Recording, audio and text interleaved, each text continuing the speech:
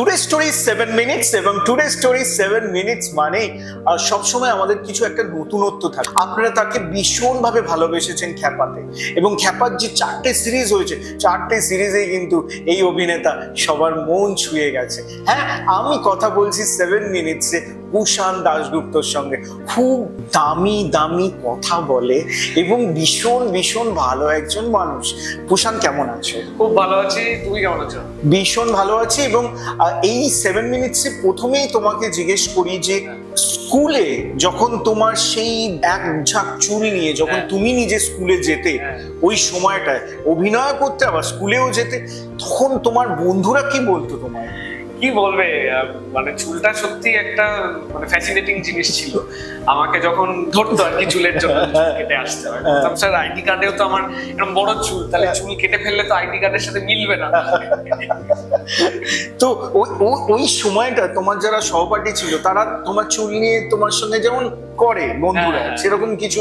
স্কুলে আমার সবাই খুব ভালোবাসতো, বকা দিত, এবং মানে খুব দারুণ যে স্টুডেন্ট ছিলাম এমনটা নয়, কিন্তু টিচাররা খুবই ভালোবাসতেন আর অঢেল বদমাইশি করার সুযোগ দিতেন। কারণ যা সব বদমাইশি আমরা করেছি ক্যামেরার সামনে তো বলাই যায় না, এবং খুব আমার স্কুল লাইফ খুব দারুণ কেটেছে। স্কুল লাইফের এমন একটি ঘটনা যেটা তোমার পরিবারকে ভীষণভাবে একটা সম্মানের স্তরে নিয়ে গেছে, এরকম কোনো ঘটনা মনে আছে? আমার মনে আছে যে যখনই পেরেন্টস টিচার মিটিং হতো তখন সবসময় টিচাররা বলতো যে ও পড়াশোনা করে না, ও প্রচন্ড কথা বলে, কাউকে করতে দেয় না, সারাদিন খেলাধুলার মধ্যে। কিন্তু কুষাণকে দেখে আমরা মনে করি ভীষণ চাপা। কুষাণ যে এত টক টক করে সেটা তো আমরা জানি না, কুষাণের কাছ থেকেই আমরা শুনছি সেটা। টিচাররাই বলতো যে ওর মধ্যে একটা দারুণ ক্রিয়েটিভ মানুষ আছে, প্রচুর পোটেনশিয়াল আছে, সেটাকে যেন পরিবার থেকে নার্চার করা হয়, এবং আমরা স্কুলের তরফ থেকেও সেটা সম্পূর্ণভাবে চেষ্টা করব। এবং সত্যি আমার পরিবার, আমার স্কুল যেভাবে মানে সাপোর্ট করেছে সেটা মানে কোনোদিন ভোলার না। আগামী 5 বছর বাদে কুষাণ দাশগুপ্ত নিজেকে কোথায় দেখতে চাই? আমি এখানেই দেখতে চাই, কলকাতায়। আমার খুব ভালোবাসার শহর, ভালো লাগার জায়গা। যদি কিছু করতে চাই তাহলে একজন অভিনেতা হতে চাই যাকে দেখে আরো লোকেরা ইন্সপায়ার্ড হবে ভালো অভিনয় করা। আমি পরিচালকদের মধ্যে দ্বন্দ্ব বাতাতে চাই না, তবু তোমার নিজের একটা কমফোর্ট জোনে প্রিয় পরিচালক কি? নিজে কাজ করা কৌশিক গাঙ্গুলি। বাও। আর তোমার প্রিয় সহযোদ্ধা যার সঙ্গে তুমি কাজ করেছো, তোমার প্রিয় অভিনেতা সহ অভিনেতা হচ্ছে ঋতব্রত। ও আমার স্কুলের ছোটবেলার বন্ধু, মানে এখনো প্রায় রোজ কথা হয়, আর আমরা মানে একসাথে থিয়েটারও পড়েছি। একজন সিনিয়র অভিনেতা ঋত্বিক চক্রবর্তী এবং অনির্বাণ ভট্টাচার্য।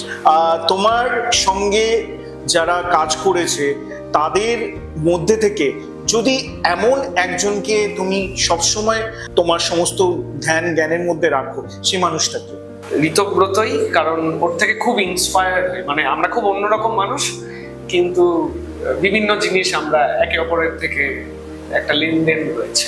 বাবা, বই ভালোবাসো না গান ভালোবাসো, এই দুটোর মধ্যে যদি চুজ করতে ভালোবাসায় তো কোনটা প্রথমে চুজ করো? গান।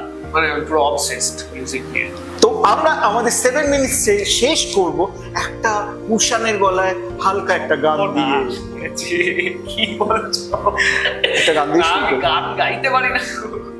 ঝুঁকি ঝুঁকি सी नजर बेकरार है कि नहीं, दबी दबी सा सही दिल में प्यार है कि नहीं, झुकी झुकी